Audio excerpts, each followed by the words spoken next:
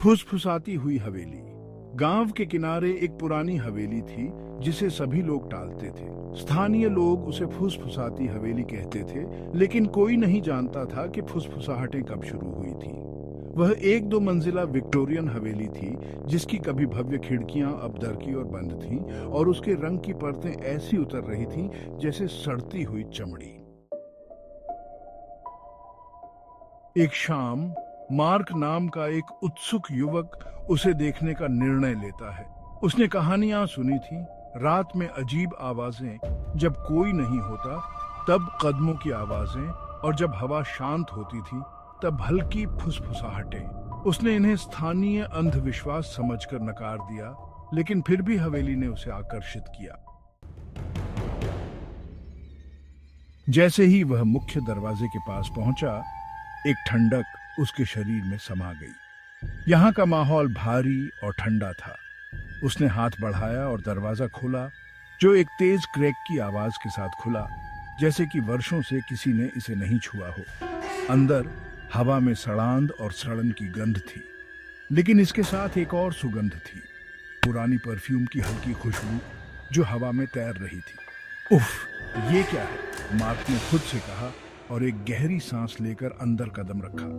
उसकी फ्लैशलाइट की रोशनी दीवारों पर लंबी छायाएं डाल रही थी। फर्श की लकड़ियां उसके वजन के नीचे गरज रही थी। दीवारें उखड़ी हुई वॉलपेपर से ढकी हुई थीं, और हर कुछ कदम पर उसे ऐसा लगता था जैसे उसकी आंखों के कोने में कोई आकृति भाग रही हो। वह रुकता, लेकिन जब मुड़ता तो वहां कुछ नहीं होता। जितना वह अंदर गया, फुसफुसाहटें उतनी ही तेज होती गईं। पहले ये धीमी थीं, जैसे दूर से कोई गुनगुनाहट कर रहा हो, लेकिन जैसे जैसे वह सीढ़ियां चढ़ा, ये और भी स्पष्ट हो गई। मार्क, जैसे कोई उसकी ओर सांस खींचते हुए कह रहा हो। वह दूसरी मंजिल पर पहुंचा और एक दरवाजा देखा, जो दरवाजे के अंत में थोड़ा खुला था। फुसफुसाहटें अब स्पष्ट थीं, अधिक जोरदार थीं, और हवा में ठंडक असहनीय हो रही थी। मार्क ने दरवाजा खोला। कमरा एक छोटे बेडरूम का था, जिसमें एक पुराना धूल भरा बिस्तर और एक अलमारी थी, लेकिन उसकी नजरें दीवार पर लगे एक बड़े प्राचीन आईने पर थीं। वह आईना बड़ा था, पुराना था, और उस पर धूल की एक मोटी परत थी। जैसे ही मार्क ने उसे साफ करने के लिए कदम बढ़ाया, उसने अपने प्रतिबिंब में कुछ ऐसा देखा जिसने उसके दिल की धड़कन रोक दी। एक आकृति, पीली, दुबली और खोखली आंखों वाली, उसके पीछे खड़ी थी। वही आकृति जिसे उसने पहले अपनी आंखों के कोने में देखा था। अब वह उसके कमरे में थी। उसका मुंह खुला, लेकिन कोई आवाज नहीं आई। बस फुसफुसाहटें, जो और भी तेज हो गईं, अधिक विकृत हो गईं। क्या?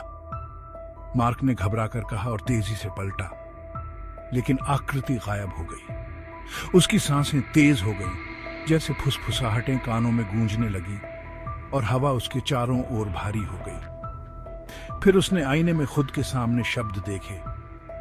तुम्हें यहां नहीं आना चाहिए था। नहीं, ये क्या हो रहा है? मार्क ने बुदबुदाया और घबराकर पीछे हटने लगा, लेकिन फुसफुसाहटें उसके पीछे आ रही थीं, अधिक जोरदार और तीव्र, जैसे हर दिशा से आ रही हों। नहीं, वह चिल्लाया और कमरे से बाहर भागा, सीढ़ियों से नीचे और मुख्य दरवाजे की ओर। जैसे ही वह दरवाजे के बाहर निकला, फुसफुसाहटें रुक गईं। हवेली चुप हो गई, जैसे वह फिर से अगले जिज्ञासु आत्मा का इंतजार कर रही हो। मार्क ने कभी भी जो उसने देखा उसके बारे में नहीं बताया, लेकिन तब से हर रात फुसफुसाहटें उसका पीछा करती रहीं, पहले हल्की, फिर अधिक तेज, यहां तक कि वे उसकी पूरी दुनिया में भर गईं। वह उनसे भाग नहीं सका, यहां तक कि जब वह दूर चला गया, वे उसे बुलाती थीं, मार्क।